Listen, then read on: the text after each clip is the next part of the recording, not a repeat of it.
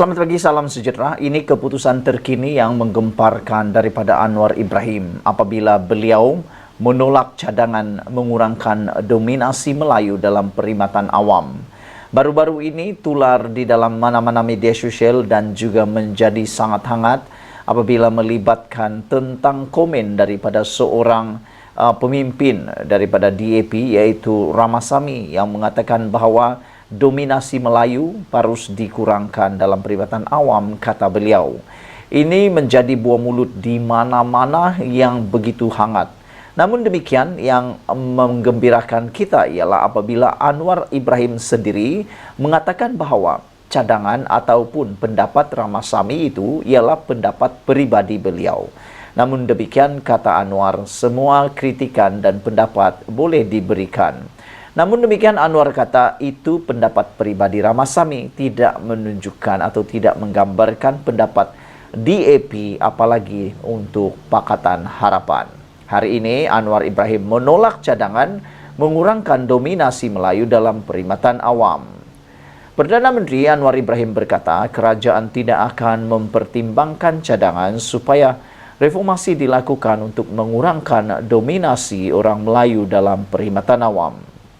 Katanya, kerajaan tidak menganggap dominasi kaum Melayu dalam sektor itu sebagai satu masalah ketika ini. Perkara ini kita tidak buka saluran untuk pertimbangan kerana keadaan sekarang saya tidak fikir itu satu masalah, kata Anwar Ibrahim. Semalam, Timbalan Ketua Menteri Pulau Pinang P. Ramasamy menerusi hantaran di Facebook meminta kerajaan melaksanakan reformasi dalam sektor perkhidmatan awam kerana menurutnya ia kini didominasi orang Melayu dan mahu Anwar Ibrahim segera menangani isu tersebut serta memastikan perkhidmatan awam mencerminkan komposisi etnik negara ini. Anwar berkata cadangan itu hanya pandangan peribadi Ramasamy dan tidak mewakili pendirian DAP dan kerajaan. Kita jangan melarang orang bercakap, memberi pandangan. Boleh beri pandangan tetapi ia tidak mempengaruhi keputusan DAP dan tidak mempengaruhi keputusan kerajaan, kata Anwar Ibrahim. Laporan tahun lalu mendedahkan kira-kira 90% daripada 1.2 juta penjawat awam adalah bumi putra.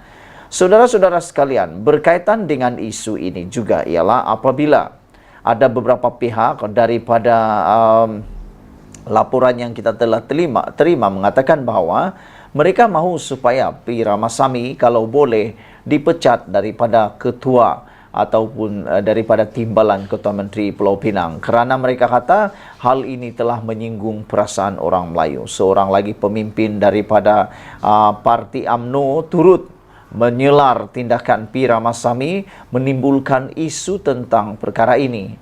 Mereka kata jangan jolok sarang tebuan. Saudara-saudara sekalian, saya sangat suka apabila Anwar Ibrahim memberikan komen segera dengan pantas dan cepat. Beliau memberikan pendirian kerajaan, pendirian Pakatan Harapan tentang perkara ini. Apabila dengan tegas Anwar Ibrahim mengatakan dia menolak cadangan untuk mengurangkan dominasi Melayu dalam perkhidmatan awam. Kerana kata Anwar Ibrahim, semua pendapat, semua perkara boleh diluahkan. Namun untuk perkara ini belum ada saluran yang dibuka untuk diperbincangkan. Saudara, saya sangat bersyukur kerana Anwar Ibrahim segera dan cepat memberikan respon tentang hal ini. Sebelum kita teruskan pada isu yang seterusnya, jangan lupa berikan komen anda, tekan butang subscribe. Kita jumpa lagi. Bye-bye. Selamat pagi, salam sejahtera. Terima kasih kerana bersama dengan saya di Nazilin Unity Channel. Tentunya, sejak akhir-akhir ini, selepas Anwar Ibrahim menjadi Perdana Menteri, ada saja tangkapan demi tangkapan yang dibuat oleh SPRM. Yang mengejutkan pada hari ini apabila SPRM menahan alias menangkap beberapa individu, 6 orang individu yang ditahan kerana rasuah RM 10.8 juta. Yang menariknya saudara, ini mengaitkan, ini ada kaitan dengan umrah. Bayangkan, sanggupnya orang-orang gila macam ini memberi rasuah berkaitan dengan, ada kaitan dengan agama. Sanggup mereka merasuah untuk mengaut keuntungan semata-mata mahu kaya yang ada kaitan pula dengan umrah. Mereka ini macam lintah daratan pada pendapat saya. Ikuti terus ulasan ini, jangan lupa tinggalkan komen Anda dan tekan butang subscribe. Saudara-saudara sekalian, ini persoalan besar. Patutlah tiket penerbangan umrah mahal. 6 suspek ditahan SPRM rasuah RM 10,8 juta. Wah, ini bukan satu nilai yang kecil. Ini satu nilai yang amat besar dan mengejutkan kita. Bongkar sindiket rasuah pengagihan kota tiket penerbangan umrah membabitkan nilai RM 10,8 juta. Itu antara kerjayaan terbaru SPRM, Suruhanjaya Pencegahan Rasuah Malaysia, yang mengesan aktiviti sindiket meningkatkan atau menentukan pengagihan kota jumlah tempat duduk penerbangan bagi agensi pembekal perkhidmatan umrah dengan meminta rasuah kononnya berbentuk komisen. Menurut sumber, 6 individu iaitu pengarah serta kaki tangan syarikat pelancongan di 6 syarikat ditahan SPRM dalam operasi khas di 4 negeri iaitu wilayah Persekutuan Kuala Lumpur, Selangor, Johor dan Kedah. Keenam suspek berusia antara 34 hingga 55 tahun itu ditahan di Ibu Pejabat SPRM petang semalam. Sumber berkata sebuah syarikat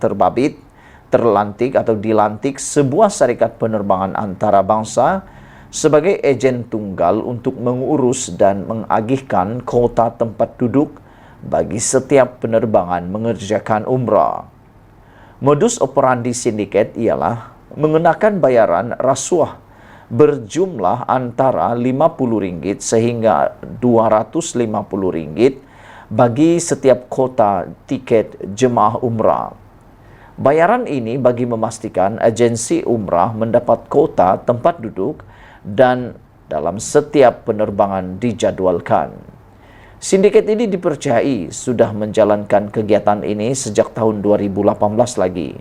Dikatakan sebanyak 216.000 tiket diagihkan dengan bayaran rasuah sekurang-kurangnya berjumlah 10,8 juta katanya. Tambah sumber berkenan, baru-baru ini timbul isu berhubung kenaikan harga tiket penerbangan bagi mengerjakan umrah kerana terdapat sindiket yang memonopoli kuota tiket dan penjualan tiket dengan harga yang tinggi. Agensi-agensi pelancongan umrah terpaksa membayar kos tambahan berbentuk rasuah ini bagi memastikan kuota jemaah mereka mendapat tempat duduk penerbangan. Ini adalah antara faktor kenapa harga tiket penerbangan umrah tinggi katanya. Susulan itu, ke-6 suspek kini ditahan reman selama 4 hingga 10 hari bermula 10 hingga 13 Februari bagi siasatan lanjut. Magistrate Irza Zulaika Rohainuddin membenarkan permohonan tersebut selepas pihak SPRM mengemukakan permohonan reman di Mahkamah Magistrate Putrajaya pagi ini.